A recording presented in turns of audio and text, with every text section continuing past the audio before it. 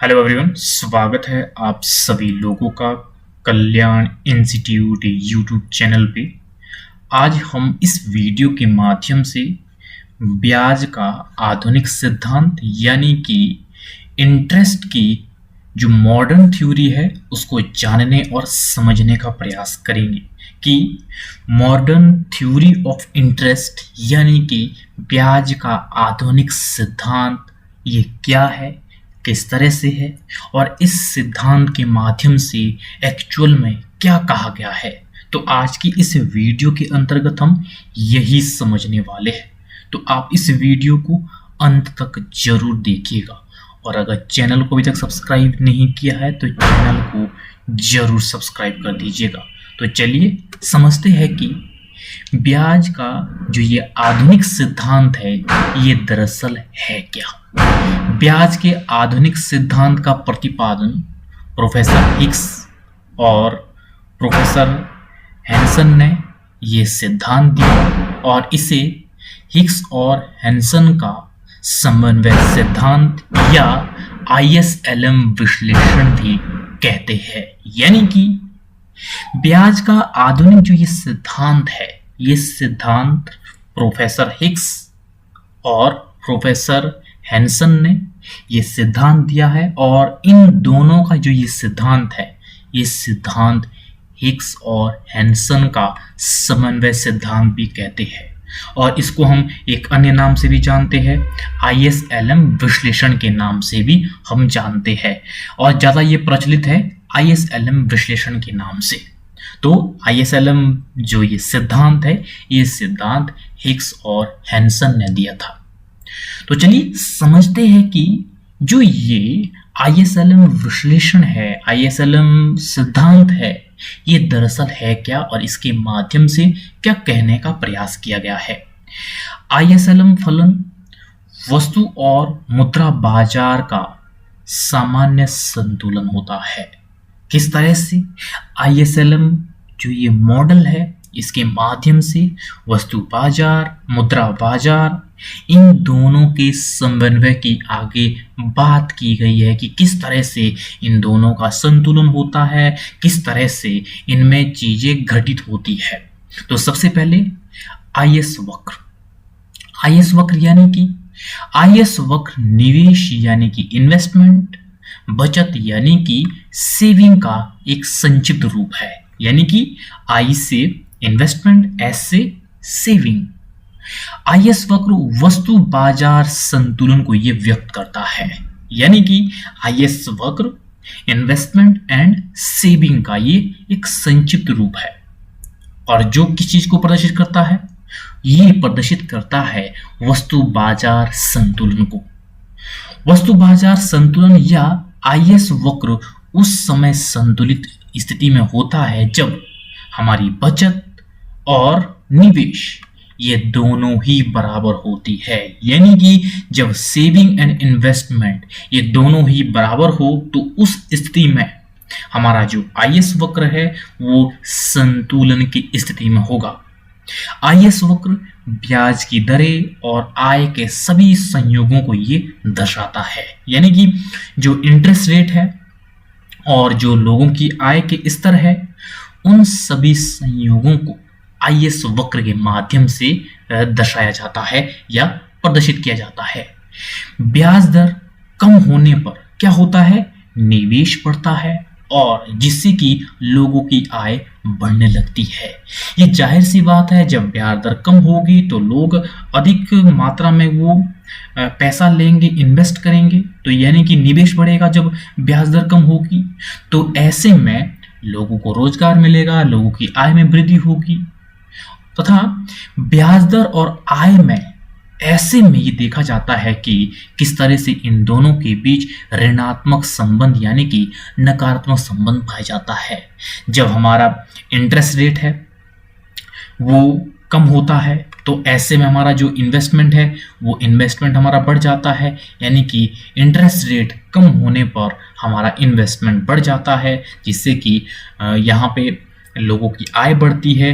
तो इस तरह से यहाँ पे ये देखा जा सकता है कि ब्याज दर जो इंटरेस्ट रेट है और जो लोगों की आय है, इन दोनों में नकारात्मक संबंध है, ऋणात्मक संबंध है, यानी कि विपरीत रिलेशनशिप पाया जाता है यहाँ पे इंटरेस्ट रेट पे और इनकम पर।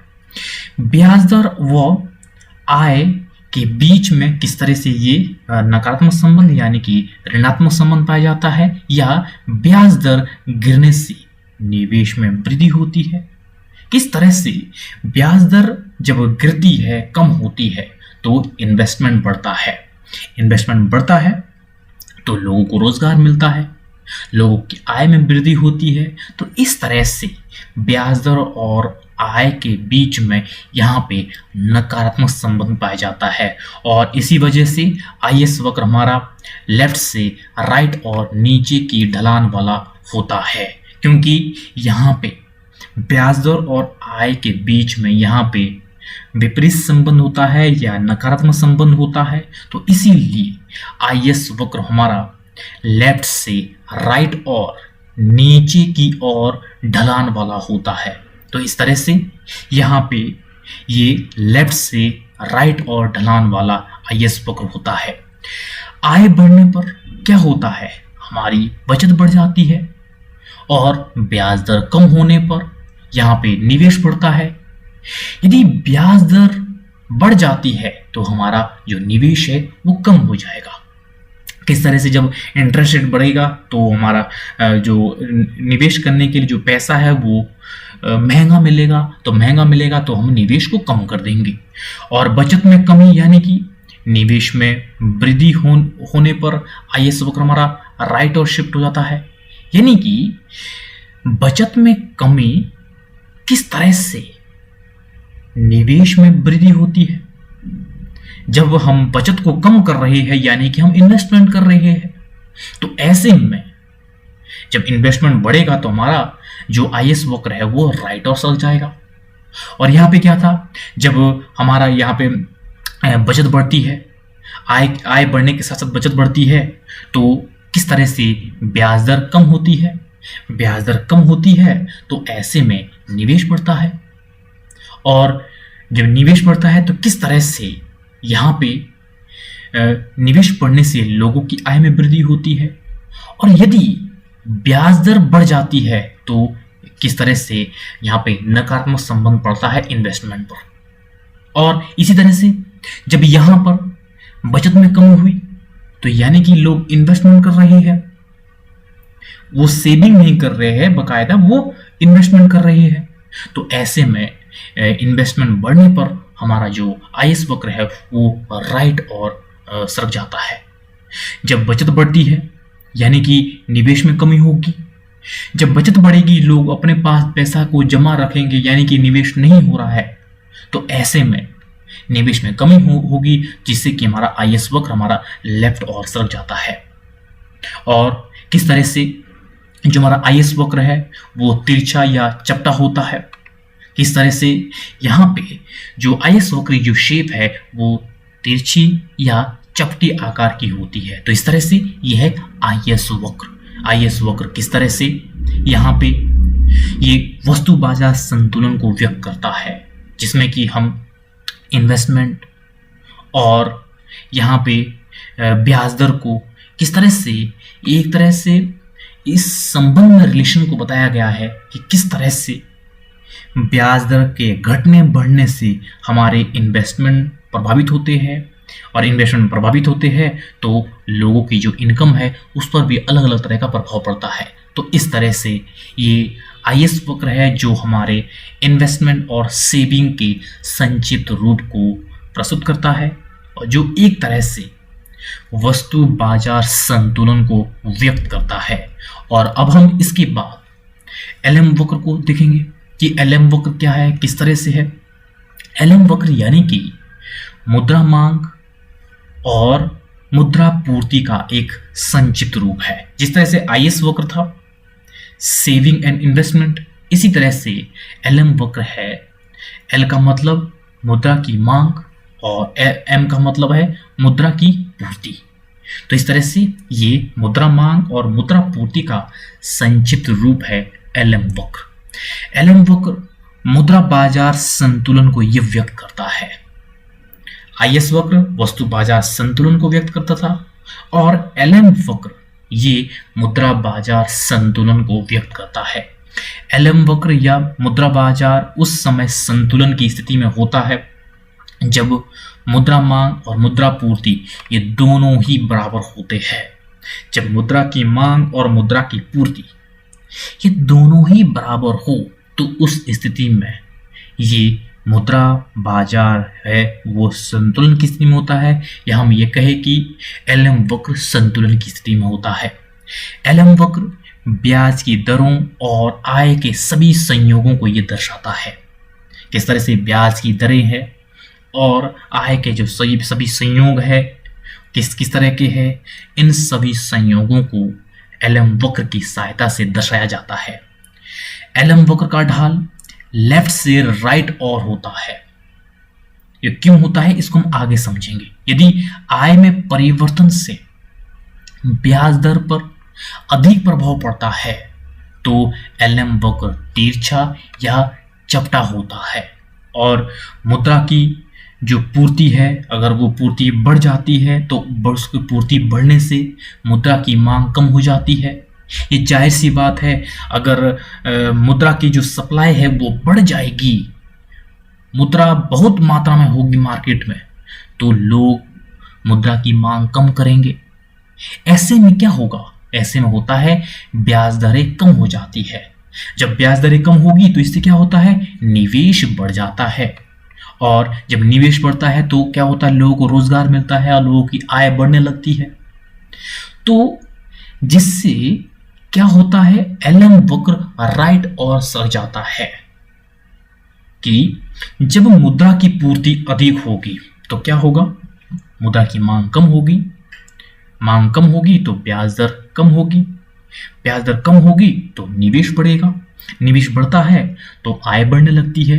तो इसी वजह से हमारा एलएम वक्र ये राइट और सरक जाता है। और यदि मुद्रा की पूर्ति यानी कि मुद्रा की जो सप्लाई है वो कम हो जाए तो ऐसे में मुद्रा की मांग में वृद्धि हो जाएगी। जब मुद्रा की पूर्ति कम है, सीमित मात्रा में है, तो मांग बढ़ जाएगी, और जिससे क्या होगा, इस ऐसे में इस स्थिति में जब डिमांड मुद्रा की बढ़ जाएगी तो ऐसे में ब्याज दरें भी बढ़ जाती है। जब ब्याज दरें बढ़ेगी तो यानी कि पैसा महंगा मिलेगा, महंगी दरों पे मिलेगा, तो ऐसे में इन्वेस्टमेंट में कमी आएगी, इन्वेस्टमेंट में कमी आएगी तो रोजगार में कमी होगी, जिससे कि लोगों की आय भी कम होगी। तो इन सब के चलते हमारा एलएम वक्र ये लेफ्ट और सरक जाता है। तो इस तरह से जो मुद्रा की जो सप्लाई है इसका ही खेल है कि इस तरह से मुद्रा की सप्लाई अगर अधिक होगी तो इन्वेस्टमेंट बढ़ेगा, इन्वेस्टमेंट बढ़ेगा तो लोगों की आय बढ़ेगी, और मुद्रा की सप्लाई कम है तो इन्वेस्टमेंट कम होगा, कम होगा तो लोग रोजगार कम मिलेगा, आय कम होगी। तो इस तरह से ये चेंजेस आते हैं एलएम वक्र में। और किस तरह से, अगर हम ये समझे कि किस तरह से ब्याज दरों का निर्धारण होता है, यहां पे इस मॉडल के अंतर्गत या इस सिद्धांत के अंतर्गत अगर हम ये समझे कि ब्याज दरों का निर्धारण किस तरह से होता है, ब्याज दरों का निर्धारण यहाँ पे उस बिंदु पर होता है जहां पर आईएसएलएम जो ये वक्र है ये दोनों ही बराबर होते हैं। यानी कि जिस बिंदु पर आईएस वक्र और एलएम वक्र एक दूसरे को जब काटते हैं, जिस बिंदु पर, उसी बिंदु पर ब्याज दरों का निर्धारण होता है। तो किस तरह से यह बिंदु, जिस बिंदु पर आईएस वक्र और एलएम वक्र एक दूसरे को काटते हैं, उस बिंदु पर वस्तु बाजार और मुद्रा बाजार ये दोनों ही संतुलन की स्थिति में होते हैं। और ये जो बिंदु होता है जहां पर आईएसएलएम वक्र एक दूसरे को काटते हैं, उस बिंदु पर वस्तु बाजार और मुद्रा बाजार संतुलन को दर्शाया जाता है। तो इस तरह से यहाँ पे ब्याज दरों का निर्धारण होगा जहां पर आईएसएलएम वक्र ये दोनों ही बराबर हो, या हम ये कहें कि ये दोनों वक्र एक दूसरे को जिस बिंदु पर काटते हैं तो वहीं पर ब्याज दरों का निर्धारण होगा। और अगर हम बात करें ISLM वक्र के में जो परिवर्तन है वो किस तरह से होता है। IS वक्र या LM वक्र दोनों में परिवर्तन होने पर संतुलन की स्थिति बदल जाती है। यानी कि दोनों वक्रों की स्थितियों में अगर परिवर्तन होगा तो संतुलन की स्थिति भी बदल जाएगी। उसी के अनुसार ये जो ब्याज दरें हैं वो आगे निर्धारित होती है। यानी कि जिस तरह का परिवर्तन होगा उस तरह से आगे संतुलन की स्थिति बदल जाएगी और उसी के अकॉर्डिंग जो ब्याज दरें हैं वो निर्धारित होगी। LM वक्र दिया हुआ होने पर जब IS वक्र राइट और सरक जाता है तो आय बढ़ती है। यानी कि जब IS वक्र राइट और सरकता है, शिफ्ट होता है, तो ऐसे में लोगों की आय बढ़ती है और इसके साथ साथ ब्याज दरें भी बढ़ने लगती है। जब लोगों की आय बढ़ेगी तो ब्याज दरें बढ़ेगी। और दूसरी ओर IS वक्र अगर दिया हुआ हो और LM वक्र ये राइट और सरक जाए तो ऐसे में क्या होगा, आय बढ़ेगी और ब्याज दरें गिरने लगेगी। तो इस तरह से ये IS और LM वक्र इनमें परिवर्तन देखा जा सकता है। तो इस तरह से ये IS एंड LM वक्र है जिसको हमने आज की इस वीडियो के अंतर्गत बड़ी ही आसान शब्दों में बड़ी ही बेहतर तरीके से जानने और समझने का प्रयास किया कि किस तरह से जो ये ISLM मॉडल है या हम सिद्धांत कहे ये क्या है, किस तरह से है, किस तरह से इसके माध्यम से ब्याज दरों का निर्धारण होता है, किस तरह से वस्तु बाजार संतुलन, मुद्रा बाजार संतुलन होता है। तो इसको हमने कंप्लीट रूप से इस वीडियो के अंतर्गत समझने का प्रयास किया कि किस तरह से जो ब्याज का जो ये आधुनिक सिद्धांत है जिसको हम IS एंड LM वक्र के नाम से भी जानते हैं, तो इसको बड़ी ही बेहतर तरीके से आज की इस वीडियो के अंतर्गत हमने समझा। तो मुझे उम्मीद है कि आपके लिए ये वीडियो काफ़ी उपयोगी रही होगी। और अगर चैनल को अभी तक सब्सक्राइब नहीं किया है तो चैनल को जरूर सब्सक्राइब कर दीजिएगा और मुझे दीजिएगा इजाज़त। और आप सभी लोग का बहुत बहुत शुक्रिया।